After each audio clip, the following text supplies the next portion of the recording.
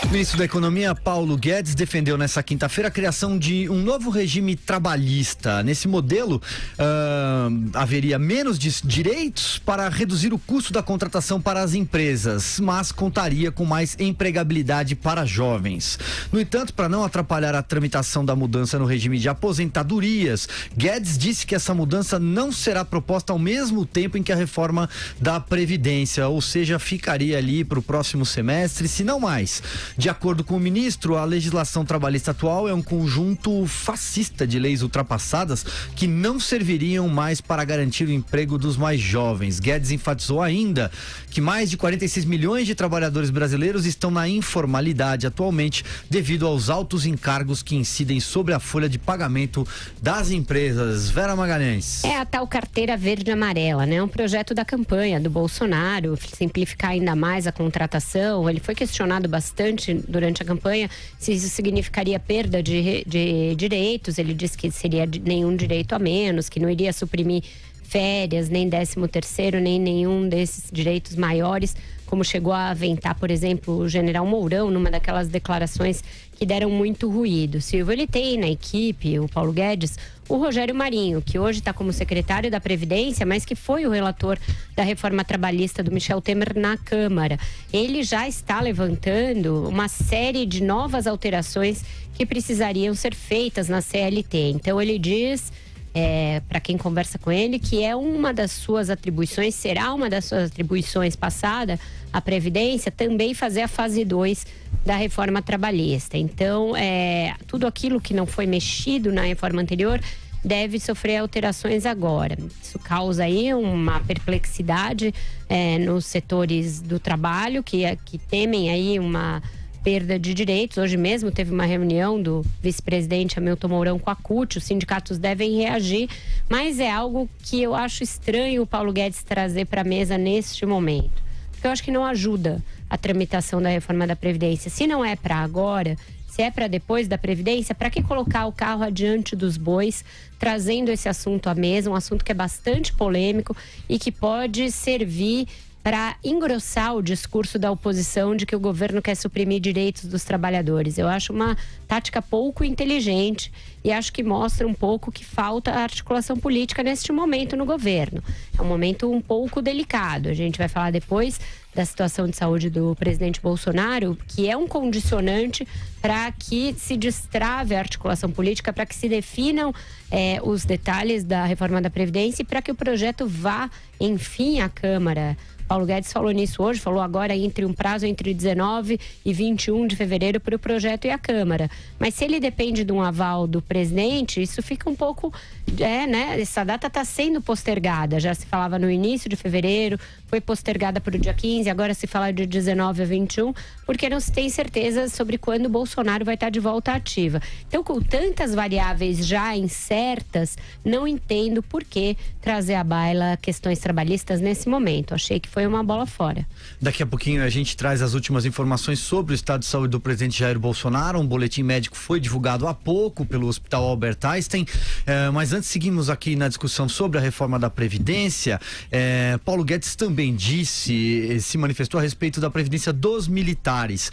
O ministro disse que eles estarão junto na reforma como os demais trabalhadores brasileiros. No entanto, destacou que o governo, junto ao Congresso, precisa garantir uma sincronia na aprovação das medidas para que ambas sejam alteradas ao mesmo tempo. Carlos Andreasa. Sincronia é uma boa palavra nesse momento, porque vejam, sem dúvida nenhuma, a fala inicial do ministro Paulo Guedes sobre uma possível nova reforma trabalhista, um complemento de reforma trabalhista, é do ponto de vista político um erro, como a Vera deixou claro agora. Se o governo Jair Bolsonaro está preparando a sua reforma da Previdência, já difícil pela inexistência de articulação política do governo, e se uma das coisas que incomoda nessa operação de preparação do texto e apresentação ao Congresso é o fato de, paralelamente, haver a concorrência do projeto, do pacote do Sérgio Moro de reforma, de combate ao crime organizado, contra a corrupção, se a coexistência desses dois projetos reais é um problema para a tramitação da Previdência, se o Paulo Guedes diz isso, que isso é um problema, por que criar um terceiro ainda improvável? É um erro de cálculo político. O que é um avanço, porque já está pacificado, é a inclusão dos militares no pacote do projeto de reforma previdenciária que irá à Câmara. Isso está dado e bem encaminhado. O problema agora é o seguinte: o presidente, como é que isso foi construído? Vamos preparar uma série de possibilidades, uma série de projetos. Vamos apresentar essas possibilidades ao presidente quando ele estiver disponível para que ele escolha aquela que prosperará. Os textos estão prontos. As possibilidades estão de tal maneira prontos que até vazando estão. À espera da palavra do presidente. Quanto mais tempo se passa, infelizmente, e não há nada a se fazer a esse respeito, porque é a saúde do sujeito, do presidente, é o mais importante, as possibilidades de vazamento e de sabotagem da reforma da Previdência aumentam. Então, era preciso, e eu realmente não sei como, não vou apontar essa luz, era preciso antecipar a bateção de martelo relativa ao texto final. Deixar para final de fevereiro, considerando essas variáveis todas e o surgimento de pautas paralelas, é comprometer o andamento de uma reforma para a qual, senhoras e senhores, não há articulação política. Joel Pinheiro. Felizmente o Paulo Guedes deixou claro já que não vai, como ele tinha aludido que talvez fizesse antes, que essa possível reforma trabalhista não virá junto, não virá dentro do pacote da reforma da Previdência. São duas coisas totalmente distintas. O que o governo precisa agora é chegar a um consenso sobre a reforma da Previdência. O próprio Guedes, pelo que ele tem falado, mostra que ainda não se tem uma certeza sobre qual será o projeto que será levado adiante. Quando foi questionado sobre aquela minuta que apareceu ali, que vazou de alguém, de pessoas da equipe econômica, é uma das versões de trabalho aí da equipe econômica, mas quando foi perguntado por ela, que é bastante ambiciosa, né? Fala, por exemplo, da idade mínima de 65 anos igual para homens e mulheres, e uma economia em 10 anos de R$1 trilhão aí para o sistema previdenciário. Quando interrogado sobre ela, o Guedes até respondeu que, olha, talvez não, talvez a gente manere um pouco, talvez seja uma economia de R$1 trilhão em 15 anos. Sendo assim, em 15 anos, nesse horizonte de tempo, ela é até menos ambiciosa do que era a proposta original do Michel Temer lá atrás, antes de passar por todas as negociações e mutilações e comissões aí do Congresso que ela passou. Que ela previa uma economia de mais de R$1 trilhão em 15 anos até. Então, não está claro o que o governo vai levar à frente. O Bolsonaro está internado ainda, é uma pena, mas já está despachando. Eu imagino que se demorar muito a alta dele, se ele se prolongar muito mais no hospital, seria o caso, talvez, de não esperar a alta dele do hospital para levar isso adiante, para trazer isso para ele e ele bater o martelo. O Bolsonaro, no passado, já falou que não queria idade de 65 anos, por exemplo. Como é que a gente fica, então? Será que vai ser ou não vai ser? Essas coisas precisam ser encaminhadas, precisam ser decididas, para que aí sim entre na parte que o Andreasa bem ressaltou, mais difícil, a negociação disso junto ao Congresso, que certamente vai resultar um projeto final diferente daquele que foi apresentado. Quanto a fala... Não, desculpa. Eu ia só pontuar sobre a reforma trabalhista em si, que o Guedes levantou aqui.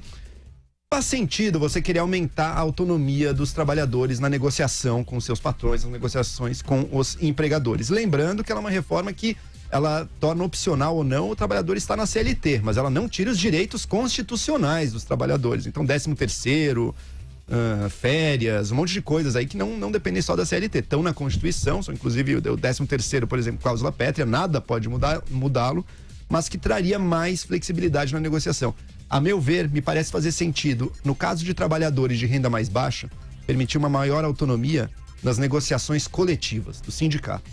E para os trabalhadores de renda mais alta, aí sim mesmo, a negociação individual. O trabalhador que ganha muito pouco, na frente de uma empresa que pode contratar muitos funcionários, pode ter um giro ali grande de funcionários, inclusive, ele realmente tem muito pouco poder nessa negociação. Então, me parece fazer sentido priorizar, nesse caso deles, a negociação coletiva. Vamos ver como é que isso vai ser feito. Sobre reforma trabalhista, já que nós não somos governo, nós não temos que articular politicamente para agenda concreta, pensando numa futura reforma, tem algo que precisa ser enfrentado por um governo liberal e que cabe numa reforma trabalhista.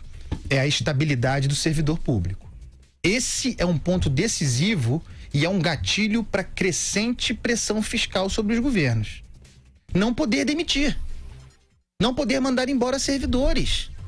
Isso é algo que precisa ser enfrentado e flexibilizado. Algum gatilho para que governos possam demitir funcionários públicos precisa ser criado no Brasil. Ou então, nós vamos ficar fazendo reformas da Previdência para sempre. Mas aí precisa de mexida no texto constitucional, né? Porque quando da Constituição de 88 se criou o regime único lá do servidor público e ele torna muito difícil, quase impossível fazer essas demissões. O Collor aventou essa possibilidade, o Fernando Henrique flertou com uma reforma administrativa que não chegou a mexer nisso e agora tem algumas discussões a respeito, nem de demissão ainda, mas de possibilidade de mexer em proventos, em vencimentos, reduzir vencimentos e reduzir jornada. Isso já está sendo uma polêmica, está até na nossa pauta hoje, porque tem uma carta dos governadores para o Supremo para que restabeleça um mecanismo que está na Lei de Responsabilidade Fiscal, que permite, em caso de queda de receita, você reduzir também salários e reduzir jornada, que isso está suspenso da Lei de Responsabilidade Fiscal há muito tempo, tem uma ação que discute a constitucionalidade desse dispositivo, então está aí nesse bojo das tentativas de conter o grande desajuste fiscal que tem em todos os estados, né?